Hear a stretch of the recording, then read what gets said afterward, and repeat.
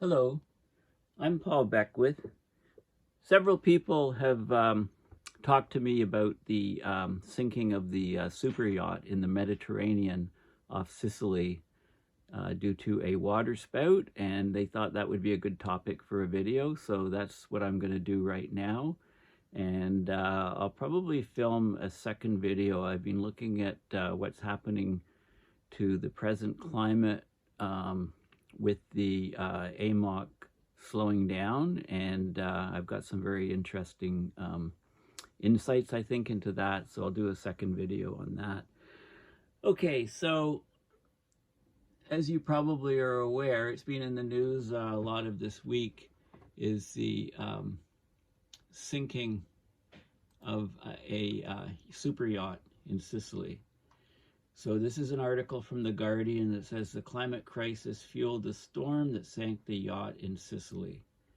So we know that there's been record sea surface temperatures in the Mediterranean, and when the ocean is much warmer, there's more evaporation, there's more convective uplift, there's more moisture in the air, and therefore the likelihood, the statistics of waterspouts is increased. And I'll show you a paper showing that very thing. So here's an image of a waterspout off the French island of Corsica. So we've had huge, anomalously high sea temperatures this summer in the Mediterranean, and so these waterspouts are getting more powerful. It was just really, really bad luck that it happened. One of them happened to hit and sink the super yacht. So basically, they're calling it a freak storm that sank the super yacht, and similar extreme events are expected to increase in frequency and intensity as climate change accelerates. This is according to Italian scientists. So the divers are just recovering the bodies of the 6 missing people. I think they found 5 yesterday, and they found the last one today. The ship was a 56-meter long boat called the Bayesian, and it capsized in the early hours of Monday, I think about 3:30 in the morning or so. It was moored off the coast of Porticello, which is near Palermo, Sicily. They're calling it a tornadic waterspout. There's different types of waterspouts. I'll get into the details in a moment, but basically it's a whirling column of air and water mist. It has the same characteristics as a land tornado, this particular type of waterspout. The sea temperatures in the Mediterranean are actually 30 degrees Celsius, as high as 30 degrees Celsius at the surface. That's 3 degrees warmer than average. They've had 2 consecutive months in the region of heat waves, and they had this cold front come through, generating heavy storms, sudden blast of cold air, and the mixing of the cold air and the hot air generated a lot of atmospheric storm activity. Sicily's also been grappling with a months-long drought. The sea surface temperature around the southern Italian island on Monday was between 27.3 and 30.5 Celsius, so it was as high as 30.5 Celsius. These high temperatures create a huge amount of energy, which makes the storms more intense. So they give an example. 30 years ago, a waterspout event of this kind would have brought winds of 100 kilometers an hour. Now it's more like 150 kilometers an hour, because the sea temperature being 3 degrees higher means there's an enormous amount of energy for storms. So when the cold air comes through, the clash of cold and warm air makes for explosive storms. So this is sea surface temperatures in the Mediterranean so it's comparing July 2024 to 1991 to 2020, the 30-year climatological average. And here's the temperatures up to 3 degrees warmer. Here's Italy here. This is Sicily. The yacht was down in this region off the coast. So the temperatures here are extremely warm. The sea surface temperatures are extremely warm. So this ship, it left the Sicilian port of Milazzo on August 14th, sailed for a few days, It was moored about 700 meters off the port of Porticello. Its journey was disrupted by bad weather. So ironically, it went into port because of the bad weather. So the powerful waterspout that hit it, it was generated, it only lasted minutes, and it hit just a restricted area. These things aren't a large diameter. There was a boat right next door, moored, that was unscathed. So it was just a complete freak accident that the boat was actually hit. Terrible luck. Episodes of such speed, it happened very quickly, and it was very intense, so it's difficult to react. And there are more and more extreme weather events in this particular region. In May last year, a similar violent storm killed 4 people when their tourist boat capsized on a lake. So the occurrences of tornadoes or Mediterranean hurricanes, also called metacanes, has been increasing in frequency over the last 10 to 15 years. So we're seeing more in September and October because the heat of the summer then clashes with the cold air as we go towards fall. So a meteorologist in the region said a waterspout of the intensity that struck the Bayesian, which was built in 2008 and retrofitted in 2020. It got the really tall mast in 2020, was the extreme of the extreme. Okay, and this is because the water temperatures in the Mediterranean have reached temperatures that were never reached before, so it brings instability to the atmosphere above. So these events, these waterspouts, which were once anomalous, they almost never happened. They're now beginning to happen more frequently, and they're more severe, and they're happening in more widespread regions. Definite sign of climate change. The high sea surface temperatures is affecting not just the Mediterranean, but the Adriatic Sea. We're getting this marine mucilage, which is a thick, slimy, white-yellow substance that's formed of microalgae that accumulates on the seabed and the surface, and it has a detrimental impact on fishing. Here's an image of all this type of algae. This is happening off Istanbul, Turkey, because of the very, very high water temperatures. So in 2023, there were 378 extreme climate events in Italy, which is an increase of 22% on 2022. Okay, so these extreme weather events are getting more frequent and more intense. Okay, so let's have a look at some more details. So here's the region. This is Google Earth. We've got Italy, we've got Sicily, and here's the port right here, Porticello. So this is the port over here, and the boat was about 700 meters offshore. Let's just have a look at the ruler. Let's pick a point here.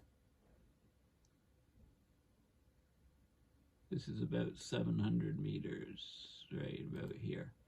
Okay, so you can see the distance the boat was anchored just offshore of the port, about less than a kilometer off. Okay, so let's get out of there. Okay, so the yacht, it's called the Bayesian, 56 meter long, or 184 feet, so-called Superyacht. It was called Salute when it was built in Italy. It was delivered in 2008. It's a new boat.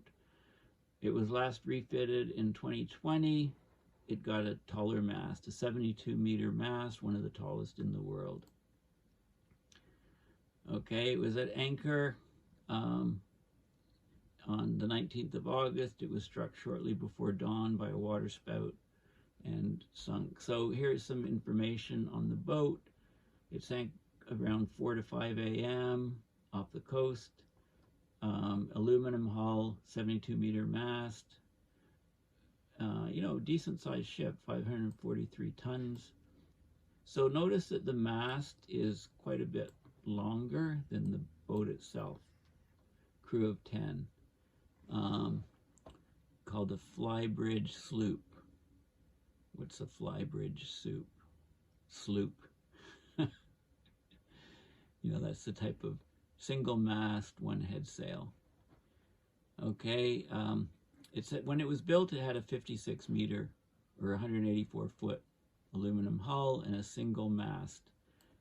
The retrofit was to, it says 75 meters, but most reports say 72 meters.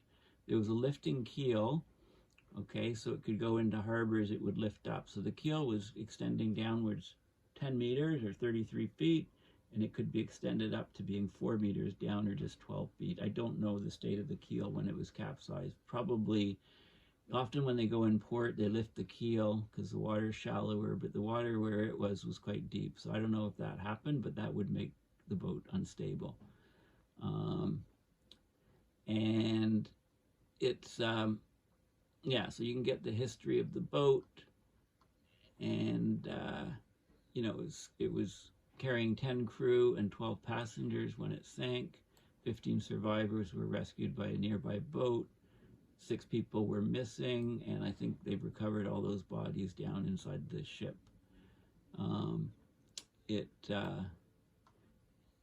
Yeah, so the Mediterranean sea surface temperatures have been very warm. A local fisherman said, "We all knew that a storm was coming and that during that night it was better to keep the boats inside the port. We all know each other and we were saying this amongst ourselves." Some people are saying that the crew is better off steering toward the anchor to stabilize the vessel, or raising the anchor and heading out to sea to ride out the storms. Often boats don't do well if they're at anchor. The yacht sank extremely quickly, probably in less than a minute. So it got knocked over to the side. There must have been hatches and doors open. Seawater quickly entered and it sank. So the CEO of the Italian Sea Group, which owns the company that built the boat, he said the crew should have known about the incoming storm from the weather forecast. There should have been a lookout. Given the gathering storm, the yacht should not have been at anchor but under power and with the bow pointing into the wind. All apertures or openings, including the stern hatch, should have been closed. The keel should have been fully lowered. The occupants should not have been in their cabins but at the emergency assembly point. With all water under the bridge, so to speak. The firm claims that these boats are unsinkable, and they'll probably raise the wreck. I mean, it's a new ship. It doesn't seem like it would be that difficult to just attach a big cable to it and just pull it up to the surface. Okay, so that's some details on the yacht. The heat wave has been brutal in Europe. This region has been under a huge heat wave, leading to temperatures, 44 Celsius in Spain, forest fires in Greece and Croatia. Very, very warm temperatures in the whole region, heating up the water in the Mediterranean. Okay, so this has been ongoing for several months. Okay, the heat wave, and it's reported here in The Guardian. Okay, more on the latest on this boat. So they just recovered the final body of the tech tycoon's daughter. There's some more details about what happened here. So divers, it was a 5-day search. The wreck's located in nearly 50 meters of water, which is 160 feet. So the divers with standard equipment, they only have about 12 minutes to reach the site, explore the cabins, and then they have to resurface unless they have special air mixes, etc. Anyway, they recovered 6 bodies from the wreck. So the British flagged vessel, 22 passengers and crew. It says it sank on Monday after its mast, one of the world's tallest, broke in half during a violent storm. Okay, so that's the first I've seen that report, that the mast broke in half. I mean, the mast that tall, a mast that tall, longer than the actual boat, just doesn't seem to be a very stable situation for that boat, especially if the keel wasn't extended down 10 meters and it was only, a few meters extended down because the boat was in port. And it was also at anchor. Okay, so there, authorities are still working to understand how the 56-meter, 184-foot yacht sank so quickly. There is some security camera footage. It appears to show the moment that the waterspout, a type of tornado that spun over Sicily early Monday, sank the vessel. One witness, the owner of a nearby villa, looked out to where the ship, the Bayesian, was anchored, later watched the CCTV footage. He says in just 60 seconds, you can see the ship disappear. You can see clearly what's happening. There was nothing that could be done for the vessel. It disappeared in a very short time. So obviously, it was knocked over, the masts broken, probably the keel not extended, but that's not reported yet. Hatches filled up, it sank. The people that could get off got off, and there were 6 people trapped within the ship, and their bodies have been recovered. So here's where it happened again, and let's go down. Okay, so that's that report. Another report, the Superyacht hotspot for the uber wealthy is heating up and becoming more dangerous. Here's some of the people working on recovery of the bodies. So the storm was sudden, violent, and deadly.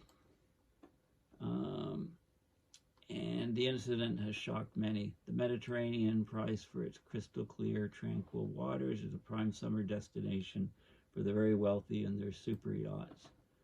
But these waters can still be dangerous. One of the reasons thousands of people die every year trying to cross it, right? The seas are getting rougher and rougher in this location. Here's some rescue boats earlier in the week.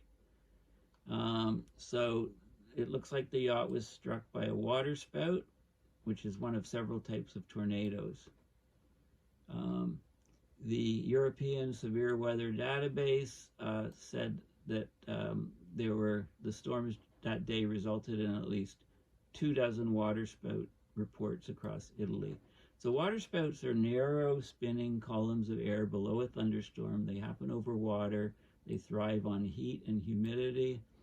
Most waterspouts are fairly weak, with a few seconds of strong gusty winds before they move on or dissipate. Some can be much stronger. There isn't huge amounts of data about waterspouts, as they often happen unobserved out at sea, but there is evidence ocean temperatures affect them. Higher ocean temperatures, more intense, and more waterspouts. So there is a study, University of Barcelona scientists. It looked on Spain's, the so-called Balearic Islands, and there's waterspouts more likely when the ocean is warm. And I'll show you that study in a minute. So the Mediterranean is very, very hot. Water temperatures, as I mentioned, about 30 degrees, 3 Celsius warmer than average. And here's another map of the water temperatures, and here's where the incident occurred. So this is temperatures up to even 5 degrees Celsius. That's relative to the 1971 to 2000 period. Okay, and of course, when you have hot oceans, you get more energy in the atmosphere. That converts into stronger winds, more rapid updrafts of air and thunderstorms. Warm air can hold more moisture, so when storms produce rain, it's heavier and more intense. Okay, the storm, of course, came from the west, gained energy from the high ocean temperatures. The Spain's Balearic Islands, had torrential rain last week, flooding roads, causing evacuations, flight cancellations, and overturned yachts moored in the popular island of Formentera. So there is more intense rainfall. They had 100 millimeters or 4 inches in some places. These are some yachts that are stranded and pushed up on shore from the storm in Spain just last week. Okay, so the Mediterranean region is on the front lines of the climate crisis. It's a climate change hotspot. It's warming 20% faster than the global average, and we're getting more and more extreme weather events, including brutal rolling heat waves, ferocious storms, catastrophic flooding. Okay, Italy is particularly affected by the fast warming water. Last year, a downburst hit a ship on Lake Maggiore in northern Italy, killing 4 people.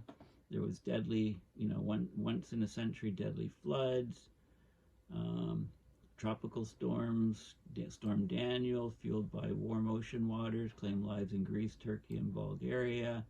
flash flooding from these so-called metacanes, hurricanes in the Mediterranean, hurricane Lake, right? So we're getting more and more extreme weather events. Again, this is from this article.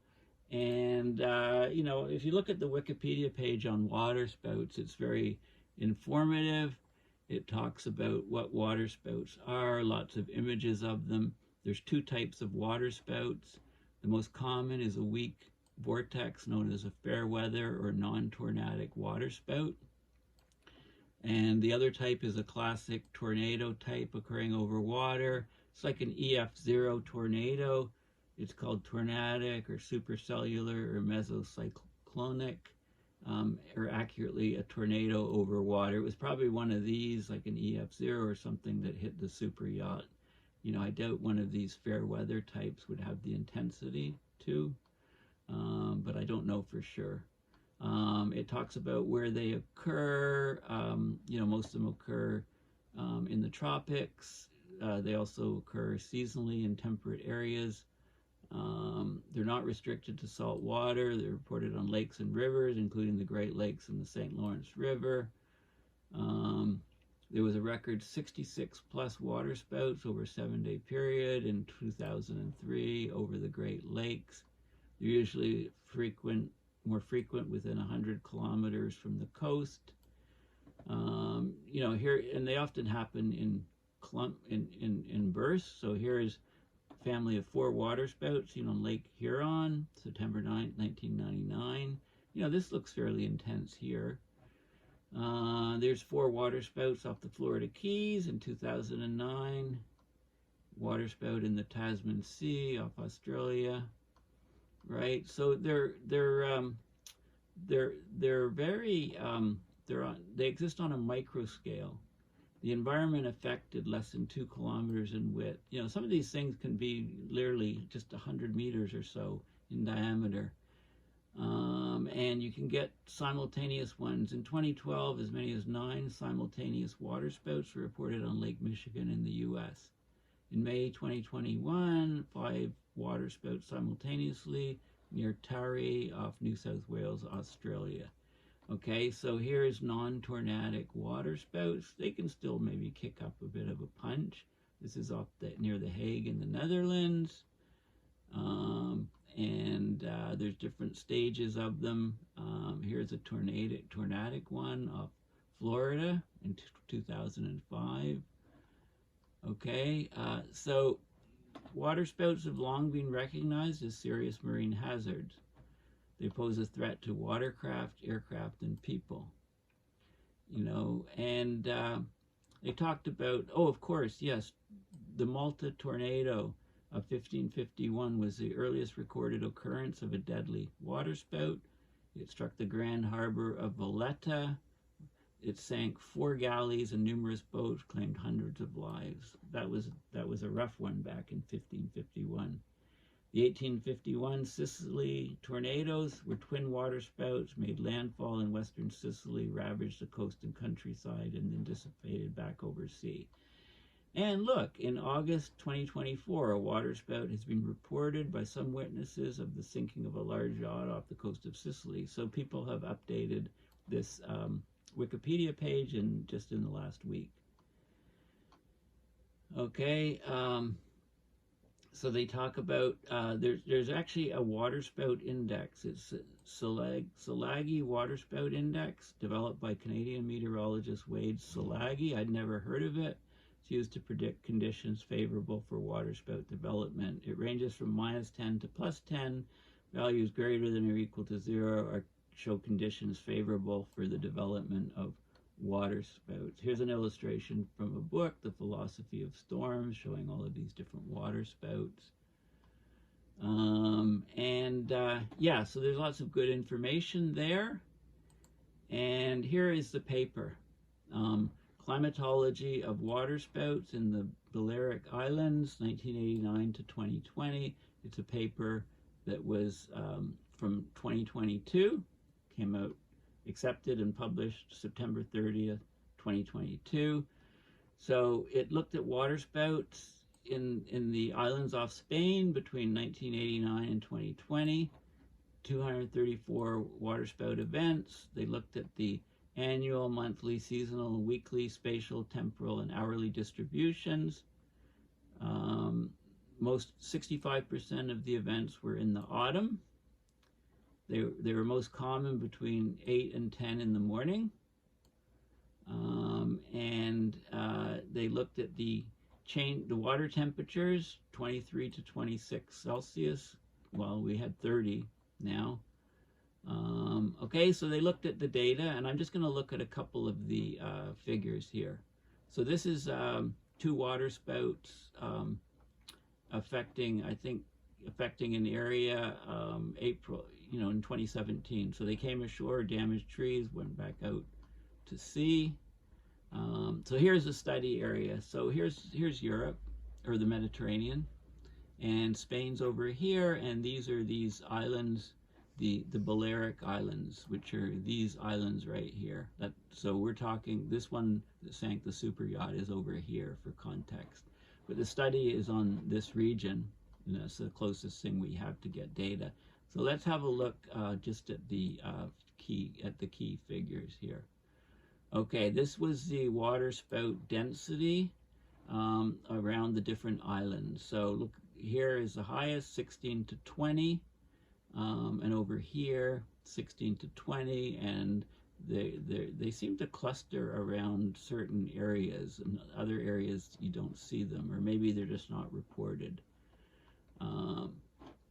The temporal distribution from 1989 through to 2020, there was a bit of variability. This is the number of cases of waterspout. This is the vortex of the waterspout seen, and the days that waterspouts occurred. So there's, there seems to be a definite trend upwards over time, and that's expected as sea surface temperature rises. This is when they occur. Most of them are in the autumn by far, and this is the cases of waterspout from month to month. So in August it starts picking up, and then September is the peak. October is pretty high. November is still slightly higher than August. Okay, so that's when the waterspouts occur. This is the weeks of the year when they occur. So beginning of August, here's where we are, so we're at early stages. They actually peak in September. This is the cases of the waterspouts, the time that they occur. So 4 or 5 in the morning is actually quite, 3, 4, 5 in the morning, actually quite rare. Most of them occur, this is 10 in the morning or so. Okay, and this is the type of weather systems during which they occur. Mostly they're in troughs of the jet stream. Okay, but there's other ones. There's weather maps, but I want to get to the sea surface temperature information here. I want to get to this. This is the cases of the waterspouts with sea surface temperature. So you seem to get an increasing number with sea surface temperature. Not sure why it drops off here, but we're over here. We're like at 30 Celsius now when this one occurred off Italy.